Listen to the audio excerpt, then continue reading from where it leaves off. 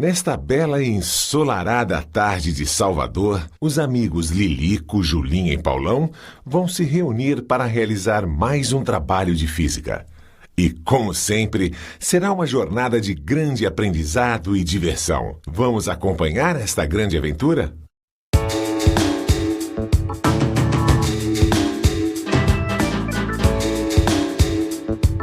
A física e o cotidiano, agora você vai entender como age a natureza em volta de você. Teorizando, experimentando, aplicando, não tem como você não compreender. Velocidade, astronomia, relatividade, quantidade, energia, eletricidade, medidas, tamanhos, imagens e sons, em todas as cores, em todos os tons. Deciframos o universo de A a Z, isso tudo feito pra você. A física e o cotidiano.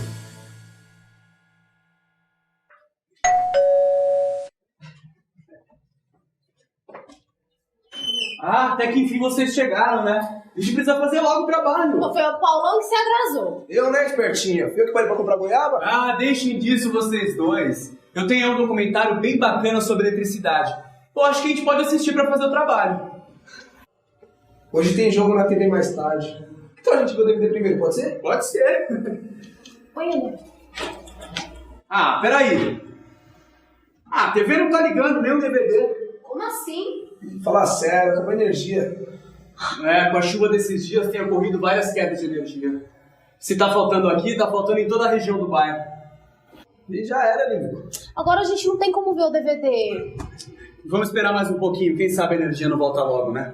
Eu não saberia viver sem eletricidade. Na verdade, Julinha, ninguém consegue viver sem eletricidade, né? Claro, a gente tem luz, tem televisão, tem computador e ainda tem que carregar o celular na tomada. Bem, mas aí você tá falando simplesmente de tecnologia. A eletricidade não está apenas na tecnologia.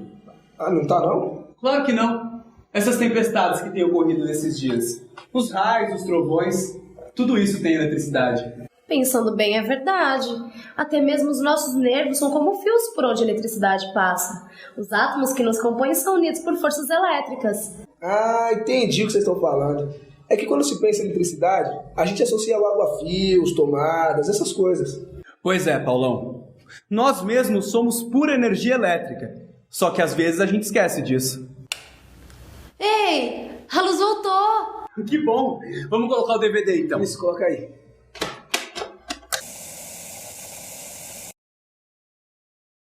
A física e a eletricidade. Desde o mundo antigo, fenômenos ligados à eletricidade e ao magnetismo já eram conhecidos. Inglaterra. Sir William Gilbert, médico da Rainha Elizabeth I, após estudar e imaginar que as forças que mantinham os planetas girando em torno do Sol tinham natureza magnética, realizou inúmeros experimentos e constatou que o planeta pode ser considerado como um gigantesco ímã, cujos polos magnéticos estão próximos dos polos norte e sul geográficos. Alemanha.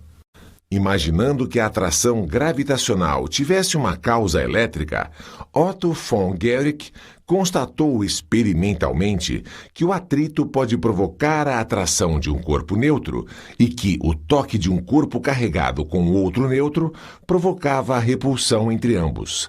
Deve-se a ele a construção da primeira máquina eletrostática. França, século XVIII. O físico Charles-François Diffie descobrem que existem dois tipos diferentes de eletricidade, ou fluidos elétricos. Ele os chamou de eletricidade vítrea e eletricidade resinosa, pois elas surgiam quando substâncias como o vidro ou as resinas eram atritadas. Diffie também observou que fluidos elétricos semelhantes se repeliam, enquanto que os diferentes se atraíam.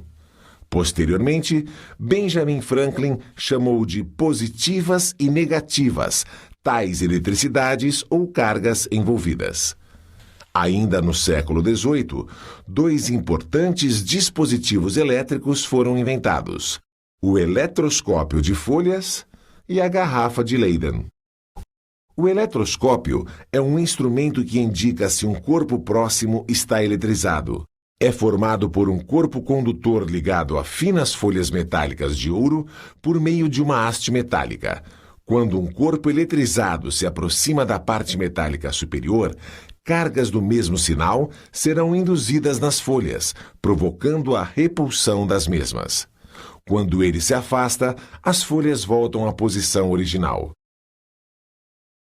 A garrafa de Leyden era um artefato de vidro que visava acumular grandes quantidades de carga para uso posterior. Finas folhas metálicas revestiam as superfícies interna e externa da garrafa, funcionando como as placas de um capacitor primitivo separadas por vidro. As cargas produzidas por atrito eram depositadas na parte interna do equipamento, induzindo cargas opostas na folha externa. Por volta de 1750, na mesma época de Leyden, em Londres, alguns biólogos estudavam enguias elétricas trazidas da América do Sul. Elas produziam fortes descargas elétricas, semelhantes àquelas produzidas pelas garrafas de Leyden. Existiria uma eletricidade animal? Em seus experimentos, Galvani percebera que as pernas das rãs se moviam como se estivessem vivas. Sempre os nervos expostos eram tocados por instrumentos feitos com metais diferentes, como o ferro e o cobre. Galvani estava certo de que realmente existia a eletricidade animal. Que demais! Bizarro! Peraí, Julia, que essa parte é interessante. Foi Alessandro Volta, físico italiano e amigo de Galvani, que mostrou que a contração era um fenômeno diretamente relacionado aos metais envolvidos e não à energia vital da rã. Baseado nisso, Volta construiu em 1800 um dispositivo formado por uma série de discos de cobre e zinco alternados, entre os quais colocou um tecido embebido em solução salina. Este dispositivo ficou conhecido como a pilha de Volta e possibilitava a geração de eletricidade de uma forma diferente, sem atrito. Algumas décadas mais tarde, Leclanché desenvolveu a pilha seca, inspirado na pilha de Volta. Gente, essa pilha é como se fosse uma avó das pilhas atuais, entende? A eletricidade começou a se tornar compreensível quando se descobriu que todos os fenômenos elétricos estão relacionados a uma propriedade fundamental da matéria chamada carga elétrica. Elas podem ser de dois tipos e foi Benjamin Franklin quem as batizou de positivas e negativas. A matéria é feita de uma mistura de partículas positivas, os prótons, e negativas, os elétrons, que, junto aos nêutrons, as partículas neutras, basicamente constituem os átomos. Prótons e nêutrons ocupam o núcleo do átomo, enquanto os elétrons giram na eletrosfera. Cargas de mesmo sinal se repelem, com uma força que aumenta à medida que elas se aproximam. Já as cargas de sinais contrários se atraem. Quanto mais próximas estiverem, mais intensa será a atração. Esse princípio tão simples é a base de toda a química e da própria vida. Os átomos, em seu estado fundamental, são eletricamente neutros, pois possuem o mesmo número de prótons e elétrons. Se o número de elétrons for diferente do de prótons, o átomo será chamado de íon. Íons positivos são cátions. Negativos são ânions. Um corpo eletrizado é aquele que possui um número desigual de elétrons e prótons. Os elétrons são partículas levíssimas, de grande mobilidade, que podem ser retiradas dos átomos por atrito ou reação química, por exemplo. Os prótons, por sua vez, estão encerrados na diminuta e poderosa prisão do núcleo atômico, de onde quase nunca podem sair. É por isso que a eletrização sempre envolve a troca de elétrons, nunca a de prótons. Um corpo carregado positivamente não significa que ganhou prótons, e sim que apresenta uma falta de elétrons. Façamos agora uma experiência simples de eletrização. Precisaremos de um pedacinho de papel alumínio, um pedaço de papel higiênico ou papel toalha e um canudo de refresco. Galera, presta atenção nisso. Eu já fiz essa experiência uma vez. Com um pedaço de papel alumínio, faça uma bolinha e pendure-a num suporte por meio de um fio isolante. Use o papel higiênico para atritar vigorosamente o canudinho. Aproxime da bolinha a parte atritada do canudo. O que acha que deverá ocorrer? Ela será atraída por ele. Agora encoste o canudinho na bolinha. O que deverá ocorrer? Ela será repelida por ele. Mas por que será que tudo isso ocorre? Bem, no primeiro caso, os corpos deveriam possuir cargas com sinais contrários, pois houve atração. Mas depois do contato, devem ter ficado com cargas de mesmo sinal, pois se repeliram.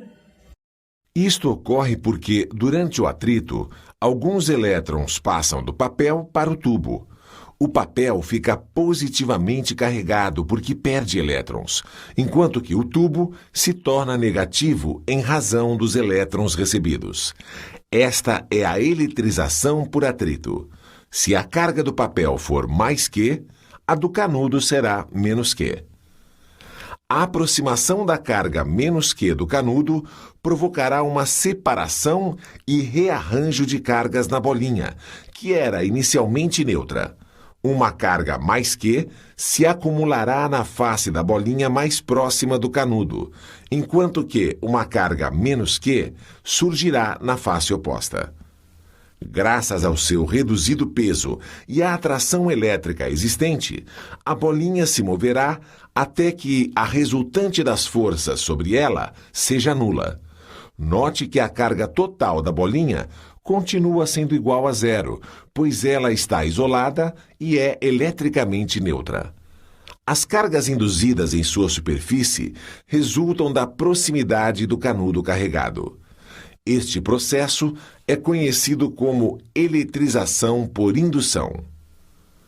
O terceiro mecanismo de eletrização ocorre por contato.